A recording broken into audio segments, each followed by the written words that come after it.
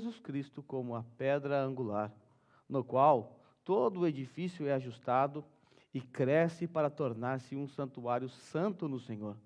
Nele, vocês também estão sendo edificados juntos, para se tornarem morada de Deus por seu Espírito. Santo Deus, nós te agradecemos pela rica oportunidade que nos concede de cultuar ao Senhor. Se não fosse o teu precioso Filho Jesus naquela cruz, estabelecendo a paz entre nós e o Senhor, nós não teríamos condições de te louvar, de cantar ao Senhor, porque permaneceríamos inimigos. Mas aprove ao Senhor hastear a bandeira da paz e nos unir através do teu Filho, unir nós, pecadores, ao Senhor, um Deus santo. Por conta disso, nós, nesta manhã, estamos aqui diante da tua palavra, que foi um instrumento ao qual o Senhor legou a nós, e é através deste instrumento que nós conhecemos o Senhor. E através dessa revelação especial que encontramos a revelação plena do Evangelho. Então, pedimos ao Senhor que mais uma vez, nesta manhã, fale aos nossos corações, ilumine as nossas mentes. Tudo isso eu te peço, no nome santo de Jesus. Amém. Pode tomar o seu assento. Hoje, irmãos, nós vamos tratar acerca da posição do crente em Cristo. Nos últimos 2 sermões que eu preguei aqui, nós aprendemos acerca da condição dos gentios. Nos versículos 11 e 12, nós tratamos ali acerca da deplorável condição dos gentios. Nós vimos que eles estavam afastados das alianças, do povo de Deus, da lei, das promessas, das alianças. E a partir do versículo 13, indo até o versículo 18, nós vimos o que Deus fez com os gentios, como Deus reverteu a condição dos gentios. E hoje eu quero tratar com vocês acerca da posição do crente em Cristo. Se você está atento aí, acordado, sei que você dormiu tarde ontem, você deve ter percebido que eu não coloquei como título do sermão a posição dos gentios em Cristo. Por quê?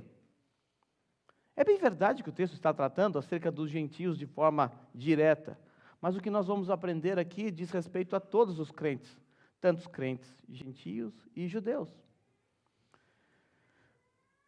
O que eu vou tratar aqui hoje diz respeito a todo o povo de Deus, o verdadeiro Israel de Deus.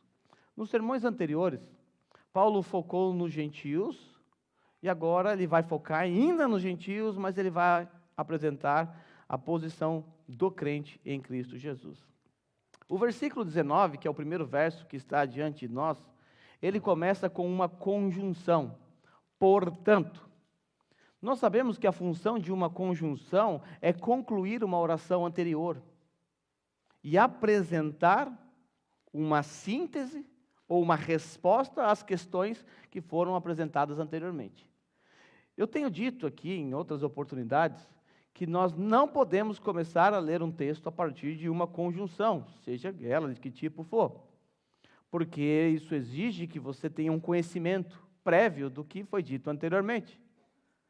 Sendo assim, sempre que você estiver diante de uma conjunção, seja ela adversativa ou essa daqui como nós estamos vendo agora, você precisará necessariamente entender o contexto, porque ela está concluindo o que foi dito.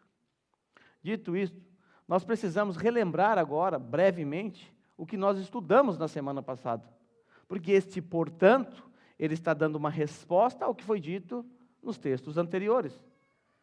Na semana passada, nós vimos que Deus, em Cristo Jesus, agiu de maneira poderosa para reverter a condição dos gentios que outrora estavam sem Cristo. O que é que nós vimos? Nós vimos que os gentios, eles estavam longe das alianças, longe de Cristo, longe do povo de Israel, e eles foram aproximados mediante o sangue de Cristo. Isso está lá no versículo 13. Nós vimos nesta ocasião que havia uma guerra horizontal e uma guerra vertical. Tanto judeus quanto gentios estavam numa mesma guerra. Em uma das guerras, ambos estavam na mesma trincheira. Judeus e gentios estavam numa guerra contra Deus, porque ambos eram inimigos de Deus. Aqueles judeus que não eram circuncidados no seu coração estavam numa guerra contra Deus, assim como o gentio. Mas o problema não era só esse. Havia também uma guerra horizontal, uma guerra vertical e agora uma guerra horizontal. Nessa guerra horizontal, judeus e gentios estavam numa batalha. Nós vimos que não havia paz entre ambos. Vimos que a condição deles era irreversível. Da ótica humana, era impossível unir gentios e judeus no mesmo ambiente, numa mesma casa. Imagine numa mesma igreja, no mesmo corpo. Então não havia paz entre eles. Havia uma guerra até que Cristo se coloca no meio dos dois povos. E aí então nós encontramos em Cristo a paz. Judeus e gentios encontraram na pessoa de Cristo a paz, pois Ele é a nossa paz. Como nós vimos no versículo 17, essa paz foi a paz estabelecida, anunciada, pronunciada pelo próprio Cristo. Ele veio e anunciou paz a vocês que estavam longe, os gentios, e paz aos que estavam perto, os judeus. Então Cristo se põe no meio da batalha, no meio da guerra, e hasteia a paz, a bandeira da paz, a bandeira branca. Como nós vimos na semana passada, Deus não tem dois povos. Deus tem apenas um povo. Judeus e gentios em Cristo foi o povo ao qual Deus se revelou, e foi através desses dois povos que Deus derrubou o muro de inimizade. Como nós vimos, havia lá em Jerusalém, no templo propriamente dito, o templo físico, havia uma muretinha de 1,40 m de altura que separava um espaço dos judeus e dos gentios. E se o gentio passasse para dentro do espaço do judeu, ele morreria, seria apedrejado. Nós vimos que Cristo, ele derruba esse muro, o muro de separação. Mas como ele fez isso? Ele fez isso no seu próprio corpo, na sua própria carne. Diz assim: pois ele é nossa paz, pois de ambos fez um e destruiu a barreira, o muro de inimizade. Como? Anulando em seu corpo a lei dos mandamentos expressa em ordenança.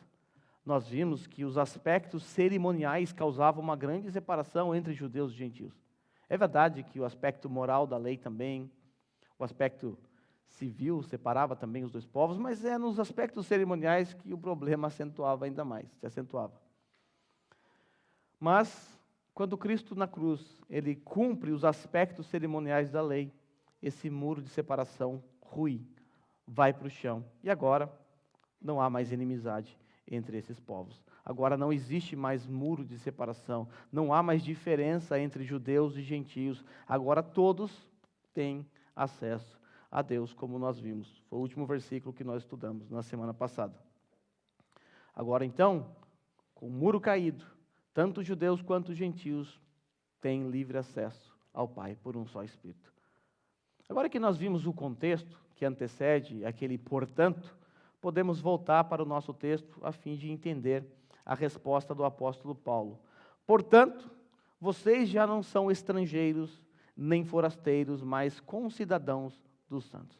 A conjunção, portanto, nesse texto, deve ser entendida assim: porque vocês, gentios, não estão mais distantes do povo de Deus, porque vocês não estão mais em guerra contra Deus, nem contra os judeus, porque vocês agora gozam do privilégio de ter acesso ao Pai, ou seja, por causa de tudo isso, agora vocês passaram a ter 3 novas posições. Esse, portanto, aponta para as 3 novas posições que os gentios receberam em Cristo. A primeira posição é que nós, os gentios, passamos a pertencer à nação de Israel, o povo de Deus. Os gentios em Cristo, eles deixaram sua posição de estrangeiros, de forasteiros, de imigrantes, e receberam a cidadania israelita. Quero que você dê um salto aí, lá para o versículo 6. Paulo, quando está explicando acerca do mistério, que é o Evangelho, ele diz assim: significando que, mediante o Evangelho, os gentios são co-herdeiros com Israel, membros do mesmo corpo e coparticipantes da promessa em Cristo Jesus. Olha a condição dos gentios em Cristo Jesus. Somos co-herdeiros com Israel. Não são 2 povos, apenas um único povo. E esse único povo é um único corpo que é composto por gentios e judeus, e ambos são coparticipantes da promessa em Cristo Jesus. Como nós vimos anteriormente, Deus na antiga aliança havia escolhido Israel para ser o seu povo particular. Nós vimos que a partir desse povo viria o descendente da mulher, lá de Gênesis 3,15, aquele prometido, aquele que foi prometido no pacto da graça. Nós não devemos nos esquecer que nós, a igreja de Cristo, passamos a ser o verdadeiro Israel de Deus em Cristo Jesus. Lembra do texto de Romanos capítulo 2, versículo 28 até 29?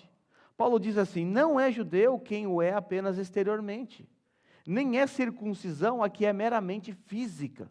Não, judeu é quem o é interiormente, e circuncisão é a operada no coração, pelo Espírito, não pela lei escrita.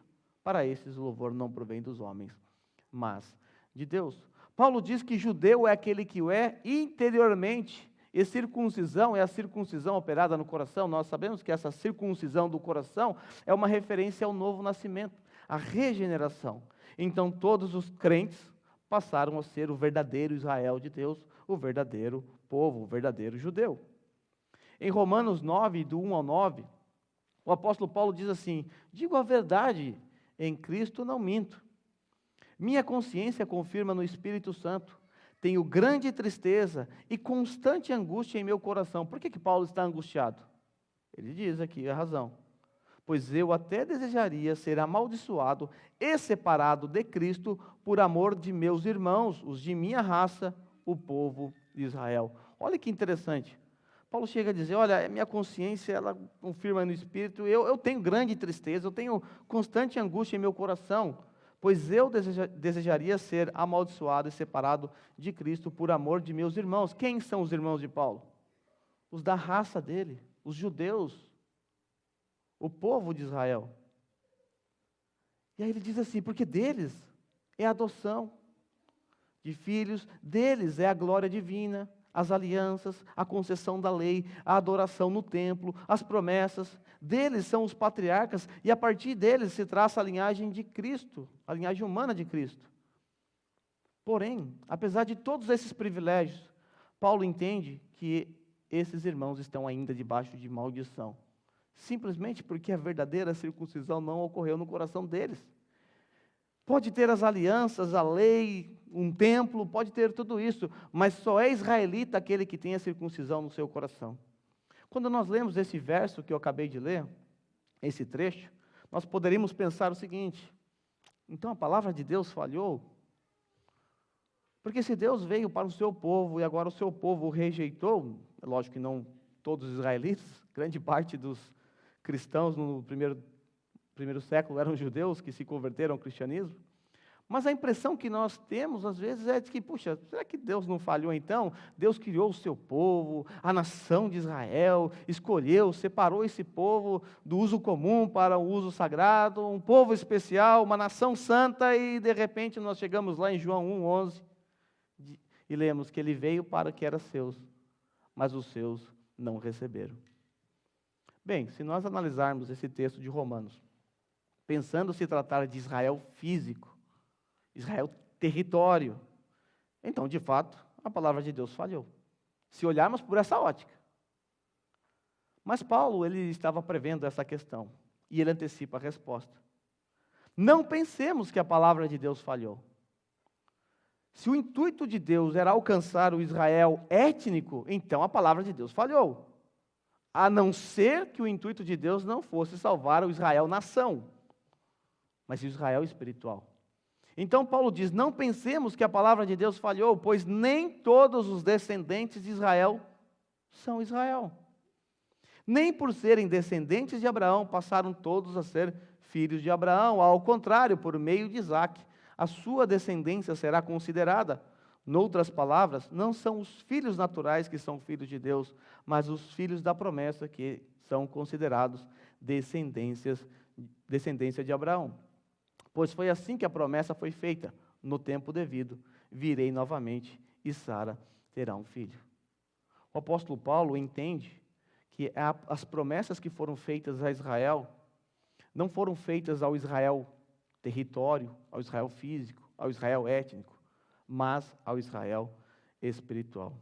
Essa mesma verdade se encontra em Gálatas capítulo 4, versículo 28 e 31. Paulo diz assim: vocês, irmãos, são filhos da promessa, lembrando que a igreja da Galácia era uma igreja gentílica. Vocês são filhos da promessa como Isaque. Naquele tempo, o filho nascido de modo natural perseguiu o filho nascido segundo o Espírito. O mesmo acontece agora, mas o que diz a Escritura? Manda embora a escrava e seu filho, porque o filho da escrava jamais será herdeiro como o filho da livre. E aí Paulo conclui: portanto, irmãos, não somos filhos da escrava, mas da livre. Paulo está dizendo isso a uma igreja gentílica. Lembra quando eu preguei nos versículos 11 e 12? Eu pedi para vocês, naquela ocasião, prestar bastante atenção no tempo verbal usado por Paulo. Lembra do que Paulo disse? Só corre teus olhos aí. Paulo diz assim: portanto, lembrem-se que anteriormente, passado, vocês eram, no passado, gentios por nascimento e chamados de incircuncisão. Isso significa que essa condição ficou no passado. Aqueles irmãos de Éfeso não são gentios. Eles pertencem ao povo de Deus. Eles não são incircuncisos, porque eles receberam a verdadeira circuncisão, que é aquela operada no coração. Ele diz assim: vocês eram gentios por nascimento, chamados incircuncisão, pelos que se chamam circuncisão, feita no corpo por mãos humanas, e que naquela época vocês estavam sem Cristo, passado, naquela época vocês estavam sem Cristo, separados da comunidade de Israel, ou seja, agora vocês não estão mais separados, sendo estrangeiro quanto às alianças da promessa, agora vocês não são mais estrangeiros quanto às alianças da promessa. Vocês não estão sem esperança e tampouco sem Deus no mundo. Talvez ainda surja uma pergunta na mente de alguns irmãos. Então não há uma distinção mesmo entre igreja e Israel? Bem, a resposta depende. Depende de que Israel nós estamos falando. Se for o Israel nacional, étnico, sim, há uma grande distinção. Há uma grande diferença. A igreja, ela é distinta do Israel nacional. Mas ela não é distinta do Israel espiritual. Nós pertencemos ao Israel espiritual. Inclusive, até mesmo dentro do Israel étnico, uma distinção. Dentro do próprio povo, há uma distinção entre eles.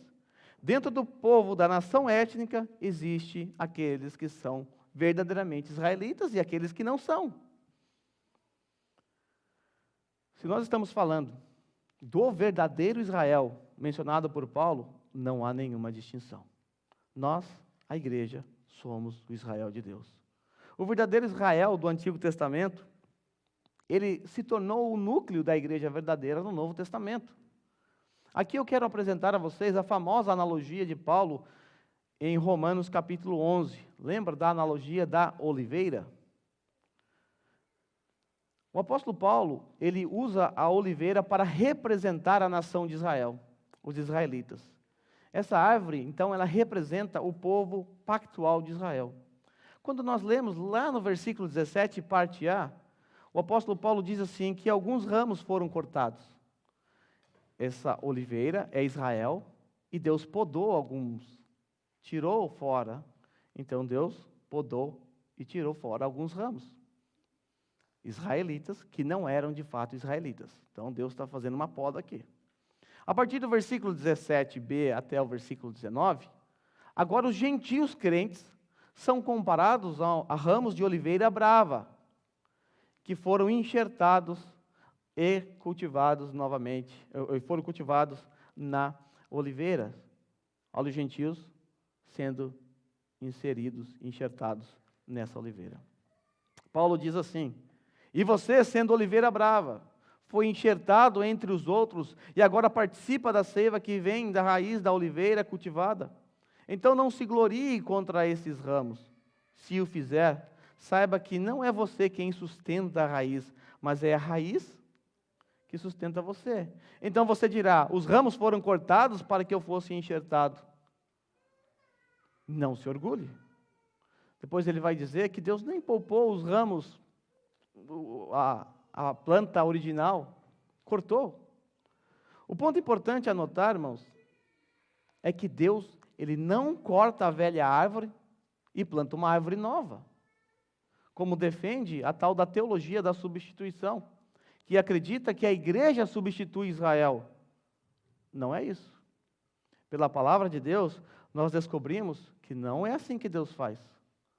Ele não substitui. Agora nós não temos uma árvore chamada igreja, a árvore Israel caiu fora de cena. Foi cortada. O ponto importante a notar que também Deus não planta uma segunda árvore. Deus não tem a árvore chamada Israel e logo em seguida Deus planta do lado dessa árvore uma outra árvore chamada igreja. Agora nós temos duas árvores, a árvore Israel e a árvore igreja. Não é isso que nós encontramos na palavra de Deus. Ele não cria duas oliveiras, nem substitui a oliveira Israel por uma oliveira nova. Os gentios, então, foram enxertados na oliveira que já existia. O povo de Deus na antiga aliança. É isso que a palavra de Deus mostra. Não é substituição, como defendem da teologia da substituição. Não são duas árvores distintas, como defendem os dispensacionalistas. É uma única árvore, da qual a igreja foi inserida. A igreja, Israel era a oliveira, e a igreja foi inserida. Mas o que isso significa para o nosso entendimento acerca da relação entre igreja e Israel? Significa, irmãos, que quando o verdadeiro Israel foi batizado pelo Espírito Santo no dia de Pentecostes, o verdadeiro Israel tornou-se a igreja no Novo Testamento. Portanto, há uma continuidade, entre o verdadeiro Israel e a igreja. Há uma continuidade. É por isso que as confissões reformadas podem falar que a igreja existe desde o princípio do mundo. Se você ler a confissão belga, lá no artigo 27, é-nos dito que a igreja existe desde a fundação do mundo. Contudo, há também uma descontinuidade entre a igreja e o Israel nacional, o Israel étnico. Mas não há uma distinção ou descontinuidade entre a igreja e o verdadeiro Israel. Voltemos para o texto desta manhã, versículo 19 ainda. Paulo passa a usar uma outra metáfora, agora a metáfora da família. E aqui, nós estamos diante de uma informação impressionante. Impressionante. Não é impressionante observar o que Deus fez com os gentios? Ambos foram inseridos na mesma nação, a nação de Israel. Por aí, nós já vemos uma ação poderosa de Deus, revertendo aquela terrível condição entre judeus e gentios. Mas tudo bem, fazer parte da mesma nação não envolve muitos relacionamentos, não é verdade? Nós estamos numa nação japonesa, você não tem relacionamento com todos os japoneses. Mas Paulo, ele estreita ainda mais os laços agora. E é aqui que a coisa aperta. Paulo diz que Deus inseriu os gentios ou os crentes em sua família, através da adoção. Agora, fazer parte da mesma família aponta para um relacionamento estreito, profundo, porque você conhece os seus familiares. Você se relaciona com os seus familiares. Essa verdade da adoção, ela já foi exposta por mim, quando nós estudamos o capítulo 1, versículo 5, já faz tempo. Paulo diz assim: em amor nos predestinou para sermos adotados como filhos por meio de Jesus Cristo, conforme o bom propósito da sua vontade. O apóstolo Paulo está descrevendo o papel de Deus Pai na obra da redenção. E o papel de Deus Pai é descrito como aquele que, em amor, nos predestina para sermos adotados como filhos. Fazemos parte da família de Deus. Foi da vontade de Deus unir judeus e gentios numa mesma família. Agora, terão que ter relacionamento entre eles, terão que se relacionar, terão que se amar, terão que se cuidar, terão que se tolerar. Essa foi a vontade de Deus. Como eu disse no sermão passado, humanamente falando, seria mais fácil Deus realmente criar duas árvores. A árvore, a oliveira, Israel, e a oliveira, a igreja, resolveria parte do problema, mas não é esse o propósito de Deus. Porque Deus não trabalha com povos, com dois povos, Deus tem apenas um único povo, e aprove ao Senhor unir judeus e gentios numa mesma família. Percebe que não há distinção?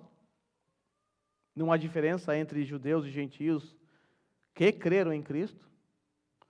Em Cristo ambos encontraram paz com Deus. Em Cristo ambos possuem acesso ao Pai. Em Cristo ambos são verdadeiros israelitas. Em Cristo ambos foram adotados por Deus. Dê um salto lá para o capítulo 3, versículo 14 e 15. Vejam o que é dito acerca de Deus e dos crentes. Paulo, orando pela igreja de Éfeso, ele diz assim: por essa razão, ajoelho-me diante do Pai. Pai de quem? Dos judeus e dos gentios, do qual recebe o nome toda a família. Família composta por judeus e por gentios. E onde está essa família? Essa família está nos céus e na terra. Nós fazemos parte da família de Deus, juntamente com os irmãos que morreram na antiga aliança, que estão com o Senhor. Somos filhos de Deus, assim como eles. Pertencemos à mesma família, à mesma nação, o mesmo povo. O que nós estamos aprendendo aqui será muito importante quando adentrarmos lá no capítulo 4. Lá no capítulo 4 tem um texto bem conhecido, lá no versículo 3, todo mundo conhece, que diz assim: façam todo esforço para conservar a unidade do Espírito pelo vínculo da paz. E a gente usa esse texto aqui de, precisamos ter paz uns com os outros, precisamos amar uns aos outros, né? E é verdade, é disso que esse texto trata, esse versículo. Porém, a coisa é mais profunda do que a gente pode imaginar. Quando você leva em conta que Paulo acabara de tratar acerca do que Deus fez nessa união entre judeus e gentios, e logo em seguida ele fala: façam todo esforço para conservar a unidade do Espírito pelo vínculo da paz, você para e pensa: puxa, eu tenho que fazer um esforço. Por quê? Olha o que Deus fez. Então esse pedido, esse rogo de Paulo para que a igreja se esforce para conservar a unidade, veja bem, Paulo não diz assim: vocês precisam se esforçar para criar na igreja a unidade. Não é isso. Quem criou a unidade foi Deus. Foi Cristo que derrubou o muro de separação. E agora compete aos crentes fazer todo o esforço para conservar o muro no chão. Então o que nós estamos aprendendo é muito importante para entender o desenrolar da mensagem de Paulo, principalmente a partir do capítulo 4, quando ele começa a trazer questões práticas para a vida da igreja. É que nós temos uma questão muito prática: vínculo da paz, unidade do Espírito. Vamos para a última metáfora. Nós já vimos que em Cristo não há distinção entre judeus e gentios, entre igreja e Israel. Vimos que os que creram em Cristo passaram a ser concidadãos israelitas. Vimos que todos os crentes de todas as eras e de todos os lugares foram adotados por Deus e passaram a fazer parte da família de Deus. Agora Paulo usa outra metáfora. Os crentes agora são descritos como a morada de Deus. Paulo compara a igreja de Deus a um edifício em construção. Um edifício que está sendo construído. E eu pergunto, qual é a parte mais importante de um edifício? Certamente, o alicerce, os fundamentos. Porque o fundamento é o alicerce que sustenta as colunas, as paredes e tudo mais. Se o alicerce for fraco, o edifício tende a ruir-se. O texto nos diz que nós fomos edificados sobre um grande alicerce. Veja aí o que o apóstolo Paulo diz: edificados sobre o fundamento dos apóstolos e dos profetas, tendo Jesus Cristo como a pedra angular, no qual todo o edifício é ajustado e cresce para tornar-se um santuário santo no Senhor. Nele vocês também estão sendo edificados juntos para se tornarem morada de Deus por seu Espírito. Nós estamos sendo edificados sobre um grande alicerce, sobre um fundamento. O fundamento dos apóstolos e dos profetas, tendo Jesus Cristo como a principal pedra de esquina. A principal pedra de sustentação. Essa pedra mencionada aqui, a pedra fundamental, ela é indispensável para sustentar e equilibrar um edifício. Principalmente no que diz respeito a um templo, um grande edifício. Essa metáfora aqui foi usada por Paulo porque ela era viva aos olhos tanto dos judeus quanto dos gentios. Lá em Jerusalém havia um magnífico templo, o templo de Herodes. Então os judeus sabiam o que era um templo, sabiam que existiam pedras angulares, pedras principais. Jesus é descrito como a principal pedra de esquina. Essa era uma imagem muito vívida na cabeça dos judeus. Também era uma imagem vívida na mente dos irmãos em Éfeso. Porque lá, em Éfeso, havia o templo da grande Ártemis, que é conhecida como Diana, uma das 7 maravilhas do mundo antigo. Eles sabiam, todos sabiam, como todos vocês sabem, mesmo que você não entenda de construção, eles sabiam que sem um fundamento sólido, sem uma pedra fundamental, tal edifício não seria capaz de se manter em pé. Depois que o templo foi destruído, no ano 70, anos depois, houve uma escavação e encontraram ali um monolito com cerca de 12 metros de comprimento. Era uma das pedras principais, era uma das pedras que sustentava o templo naqueles dias. Nessa metáfora, Paulo diz que esse templo ainda está sendo edificado, ainda está sendo construído. Os fundamentos já foram lançados, os alicerces já estão ali. Só que o templo precisa ser edificado, tijolinho após tijolinho. Nós sabemos que o fundamento mencionado por Paulo aqui são os apóstolos e os profetas. Porque os apóstolos e os profetas são aqueles que lançam os fundamentos sobre a qual a igreja é edificada. Toda a igreja verdadeiramente cristã é uma igreja apostólica. Então eu não preciso ter medo de dizer para vocês que a nossa igreja é uma igreja apostólica. Não se assuste. Não é que nós temos apóstolos, é que a nossa igreja está edificada sobre o fundamento dos apóstolos e profetas. Esse fundamento está aqui registrado na palavra de Deus. Uma igreja genuinamente apostólica é uma igreja que se baseia na palavra de Deus. Uma igreja que diz que tem apóstolo, ela não é apostólica, porque a própria palavra de Deus define que não existe mais apóstolos nos dias de hoje. Veja bem, não existe a igreja dos gentios, que é alicerçada sobre o fundamento dos apóstolos e dos profetas, e o povo judaico, alicerçado no Antigo Testamento, como algumas pessoas pensam. Nesse edifício, esse único edifício, ambos são edificados sobre o mesmo fundamento, o fundamento dos apóstolos e profetas, tendo Cristo como a principal pedra de esquina. Em termos mais simples e práticos, podemos dizer que ser edificado sobre o fundamento dos apóstolos e profetas, tendo Cristo como a principal pedra de esquina, é o mesmo que dizer que estamos sendo edificados sobre as Sagradas Escrituras.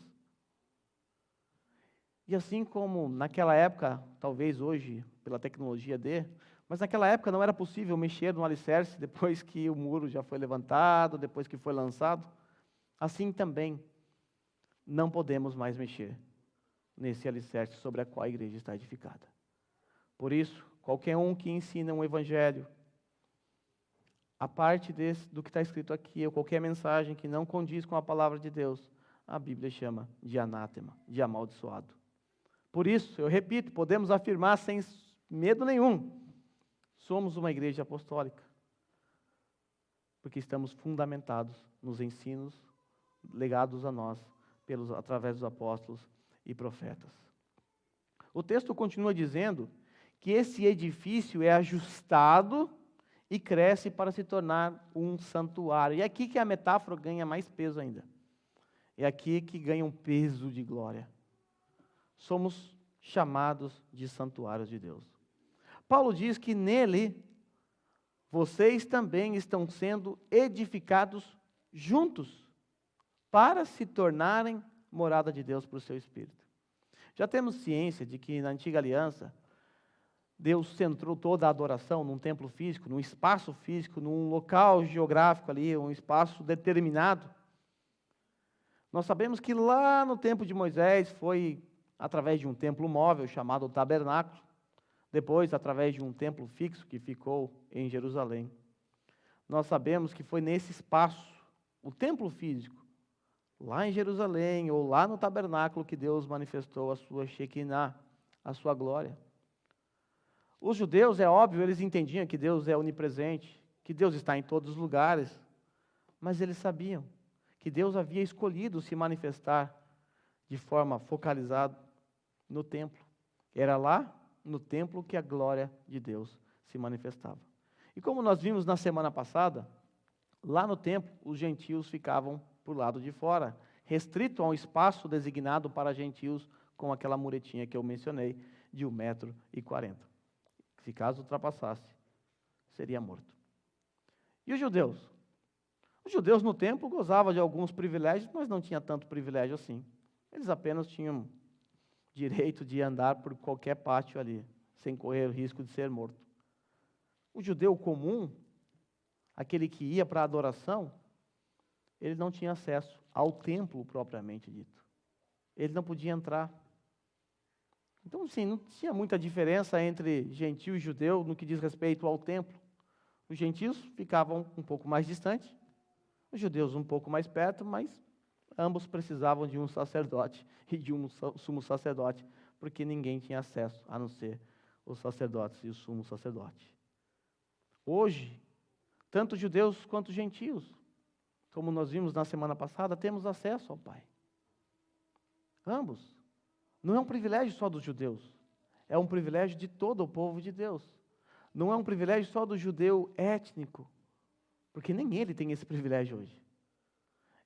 É um privilégio para o povo de Deus, o verdadeiro Israel. Nós sabemos que Deus não habita em templo físico. Hoje, na nova aliança, Deus não se manifesta de forma focalizada no espaço físico. Não existe igreja física que seja o templo, o santuário de Deus. Nós aprendemos pela palavra de Deus, através do próprio apóstolo Paulo, que nós somos o templo de Deus, a habitação de Deus. Essa metáfora é fantástica. Isso significa que nós temos condições de adorar o Pai em espírito e em verdade, em qualquer hora, em qualquer lugar. Lembra da pergunta da mulher samaritana? Onde é o local correto para adorar o Senhor? Vocês dizem que é em Jerusalém, nós temos nosso monte aqui, e aí? Vai chegar um dia, e na verdade já chegou, em que os verdadeiros adoradores adorarão o Pai em espírito e em verdade. E essa hora chegou. Hoje, nós não precisamos ir a um templo físico, fazer um sacrifício para estar na presença de Deus. Hoje nós somos o templo de Deus, a habitação do Espírito Santo. Quando nós olhamos para esse texto que está diante de nós, ao qual nós encerramos hoje, esse capítulo, nós percebemos o como Deus agiu de maneira poderosa para reverter essa terrível condição que havia entre esses dois povos, judeus e gentios. E de forma surpreendente, nós vimos que Deus optou pela opção mais difícil: uni-los num único corpo. Uni-los num único corpo. E toda essa união, ela só ocorreu porque Cristo, na sua carne, como nós vimos, anulou as leis cerimoniais. Nós vimos na semana passada que se não fosse Cristo Jesus na cruz cumprir as leis cerimoniais, ainda hoje haveria uma guerra entre judeus e gentios. Mas foi na cruz que a bandeira da paz foi hasteada. Foi na cruz. Para surpresa de 0 pessoas, a cruz apareceu aqui mais uma vez. A solução, mais uma vez, apontou para Cristo. Qual é a solução para o povo de Israel na antiga aliança? Cristo. Qual é a solução para o povo de Deus na nova aliança? Cristo. Cristo e cruz. Por isso é dito por um teólogo que antes de Deus pronunciar haja luz, ele disse haja cruz. E nesse momento eu quero passar para a ceia do Senhor com vocês. Quero dar um salto lá para 1 Coríntios capítulo 11.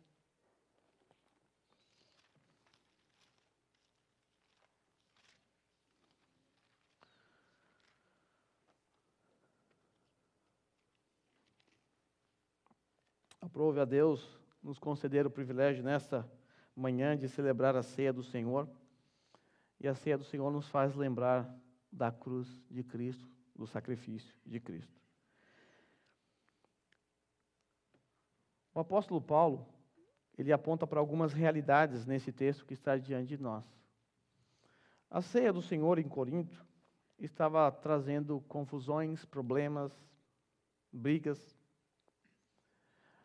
A ceia do Senhor, naqueles dias, era realizado num contexto de festa ágape, uma festa do amor. E isso torna essa cerimônia contraditória, porque não havia amor entre aquele povo quando a ceia era celebrada. Eles realizavam uma espécie de junta-panelas, e aí então os ricos comiam, se banqueteavam, e os pobres iam para casa com fome. O apóstolo Paulo fica sabendo disso porque ele recebe uma carta e então ele manda essas instruções para corrigir a igreja acerca do que ele ouviu. Começando a partir do versículo 17, Paulo diz assim, indo até o versículo 19: Entretanto, nisto que lhes vou dizer, não os elogio, pois as reuniões de vocês mais fazem mal do que bem. Em primeiro lugar, ouço que quando vocês se reúnem como igreja, há divisões entre vocês. O apóstolo Paulo está condenando as divisões, mas perceba que a ceia, ela deve ser ministrada no contexto de igreja reunida. Eles se reuniam e essa reunião do povo de Corinto estava causando divisões entre eles. E até certo ponto eu creio, pois é necessário que haja divergência entre vocês, para que sejam conhecidos os quais dentre vocês são aprovados. O fato é que a ceia do Senhor, lá em Corinto, estava causando divisões, quando ela, na verdade, aponta para a unidade. Quando nós olhamos para esses elementos, que são elementos comuns, e nós oramos e passamos a tirar eles do uso comum e trazemos para o uso sagrado, nós estamos realizando isso num contexto de igreja. E a igreja é um amontoado de pessoas que foram salvas pelo sangue de Cristo, que foram unidas num único corpo pelo sangue de Cristo. A gente acabou de ver isso que Deus fez com os judeus e gentios. Uniram ambos e colocaram num único povo. Então a ceia do Senhor, ela aponta para a humanidade. Por isso, não tem como fazer ceia online. Não tem como mandar um drone, né? O Leandro comprou um drone essa semana, vai levar ceia. Não tem como. A ceia, ela aponta para essa realidade da unidade da igreja. A ceia também aponta para a ideia da comunhão do povo de Deus. Quando vocês se reúnem, não é para comer a ceia do Senhor, porque cada um come a sua própria ceia sem esperar pelo outro, assim, enquanto um fica com fome, o outro se embriaga. A ceia, ela aponta para a ideia de comunhão, comum união. Veja, não havia comum união entre aquele povo. Havia uma desunião, havia um muro de separação. Ricos e pobres. Ricos e pobres. Não havia comum união. A ceia do Senhor, ela aponta para a nossa união, para a nossa comunhão, a comunhão do povo de Deus. É o momento em que o povo de Deus se reúne diante dos elementos e participa, celebrando a morte e o nascimento de Cristo. Porque foi Cristo que trouxe unidade e que trouxe comunhão.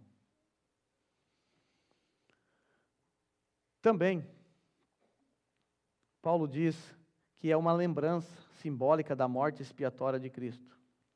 Lá no versículo 24, Paulo diz assim: E tendo dado graças, partiu e disse: Isto é meu corpo que é dado em favor de vocês. façam isso em memória de mim. Da mesma forma, depois da ceia, ele tomou o cálice e disse: este cálice é a nova aliança no meu sangue, façam isso sempre que beberem em memória de mim. Perceba que a ceia do Senhor, ela também é um memorial. Ela aponta para uma realidade temporal. Ela nos leva lá para o primeiro século, quando o nosso Senhor Jesus Cristo, naquela cruz, derramou o seu sangue e teve o seu corpo partido.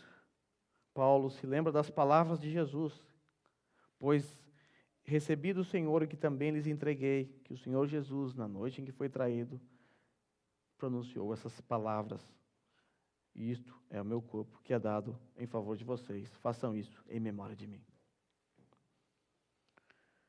Também, a ceia do Senhor aponta para uma proclamação. Nós proclamamos a morte do Senhor e a ressurreição e o retorno de Cristo. No versículo 26, lemos: porque sempre que comerem deste pão e beberem deste cálice, vocês anunciam a morte do Senhor. O pronunciamento, a proclamação aqui é acerca da morte do Senhor. Quando nós participamos da ceia, nós estamos proclamando, anunciando a morte do nosso Senhor. Nós fazemos questão, através de um elemento físico, suco e pão, anunciar a morte do Senhor. Não é à toa que esse momento é considerado um sermão visível. A ceia do Senhor e o batismo são sermões visíveis. Aqui eu estou falando, vocês não estão vendo as palavras, vocês não estão vendo o tempo, só quando aparece ali. Mas na ceia do Senhor, os slides são reais. Vocês contemplam, vislumbram o pão e o cálice. Também é um momento para autoanálise. Quando nós olhamos lá para o versículo 28 e 29, Paulo diz assim: portanto, todo aquele que comer o pão ou beber o cálice do Senhor indignamente será culpado de pecar contra o corpo e o sangue do Senhor. Examine-se cada um a si mesmo, e então coma do pão e beba do cálice. Pois quem come e bebe sem discernir o corpo do Senhor, come e bebe para a sua própria condenação. A ceia do Senhor é um momento muito sério, é um momento solene para a igreja. E é tão sério que naqueles dias, pessoas que comiam de forma indigna estavam experimentando doenças e alguns até morrendo. Era tão sério que o juízo de Deus caía sobre aquele povo quando eles não participavam da ceia do Senhor de maneira digna. É importante ressaltar que não há dignidade intrínseca em nós. Não há ninguém digno aqui por si só. A dignidade é a dignidade do nosso Senhor. Todos nós, indignos, quando chegamos aos pés da cruz e reconhecemos os nossos pecados, depois de uma autoanálise, e após confessar os nossos pecados, a justiça de Cristo, que já foi infundida em nós, passa a brilhar novamente em nossas mentes. Então, a dignidade aqui, ela não é a sua dignidade intrínseca. Mas o texto aponta para o fato de que nós precisamos nos analisar, nos avaliar, não só no momento da ceia, mas sobretudo no momento da ceia. Sobretudo no momento da ceia, porque nós estamos diante de elementos que foram separados do uso comum para o uso sagrado, e esses elementos representam o sangue e o corpo do nosso Senhor. Então, o que eu aconselho você, que hoje talvez se encontra numa condição indigna, se você pecou diante de alguma razão, brigou com alguém, então o que eu peço a você é que você coloque isso diante do Senhor. Se arrependa do seu pecado e participe. Não se prive desse momento, o momento da ceia. Não se prive de se alimentar espiritualmente. Se arrependa. Se você brigou com algum irmão e ele não está aqui, e você precisa se retratar, participe. Peça perdão a Deus, em primeiro lugar, que seu pecado é contra Ele. Depois busque seu irmão. Vai ter com ele. Então, que esse seja um momento que aponte para a nossa unidade, para a nossa comunhão, que aponte para essa lembrança simbólica da morte expiatória do nosso Senhor, e que sirva de proclamação. Nós estamos proclamando: o nosso Redentor morreu. E estamos também fazendo isso depois de uma análise. Eu quero Pedir a você que curve sua cabeça nesse momento. Quero orar com vocês.